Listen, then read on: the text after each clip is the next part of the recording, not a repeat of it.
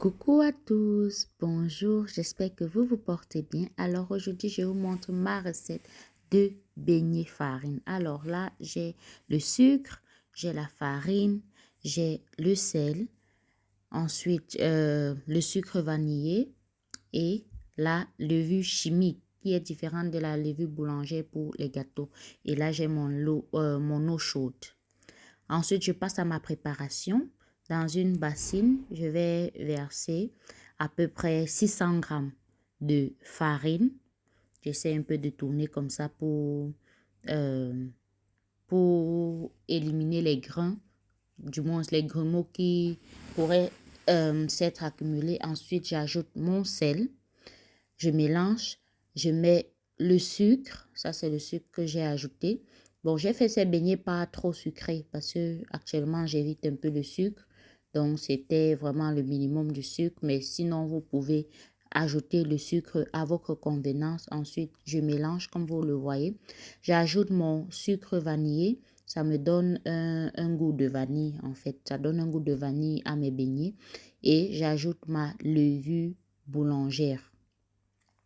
Et un sachet comme ça va pour 500 g jusqu'à 500 g de farine. Mais là, comme j'ai mis 600 g, j'ai dû ajouter un petit, encore un peu, pour, voilà, avant de remuer.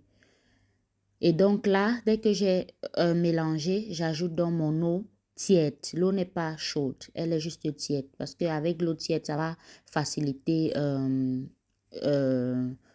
ça va permettre à la pâte de facilement gonfler et de gonfler rapidement, quoi. Oui, par rapport à l'eau froide. Donc là, j'ajoute au fur et à mesure jusqu'à obtenir la texture qui me convient. Comme vous voyez là, il ne faut pas faire à la hâte d'un coup. Ça risque d'être trop lolo si l'eau a débordé et vous vous retrouverez en train de mettre encore la farine et tous les autres ingrédients cités plus haut. Donc, je bats comme ça. Je pouvais battre à la main, mais cette fois-ci, j'ai décidé d'utiliser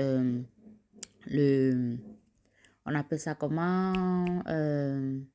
En tout cas, j'ai décidé d'utiliser l'objet que vous avez vu là. Après, j'ai filmé et j'ai laissé pendant 1h20 minutes à peu près.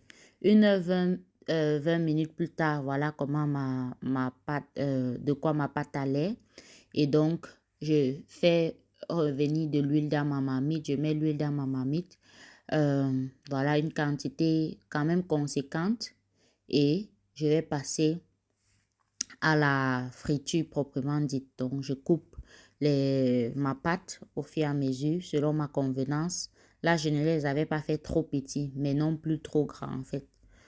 Voilà, et au bout de 5 minutes à peu près, en tout cas, vous voyez la coloration de vos beignets. L'huile ne doit pas être très chaude, sinon les beignets vont brûler, auront la coloration désirée, mais la pâte à l'intérieur n'aura pas cuit. Donc, l'huile doit vraiment être chaude, mais pas trop chaude. Parce que si elle n'est pas également bien chaude, vos beignets vont boire de l'huile. Donc, il faut trouver la bonne température pour les beignets. Et le processus continue. Je prends ma pâte, je découpe mes beignets selon ma convenance, la grosseur souhaitée. Et quand vous avez fait une bonne pâte, couper les beignets n'est pas difficile. Vous voyez comme ça sort bien rond là. Voilà, c'est comme ça parce que la pâte me permettait de le faire. Et après avoir fini, voici à peu près la quantité qui est sortie. Ces beignets étaient hyper délicieux. Voyez-vous même la texture comme je vais couper. Regardez, ça n'a pas du tout bu de l'huile et c'était bien farineux. Il y avait bien la pâte à l'intérieur comme ça là. Tu manges deux, tu es KO.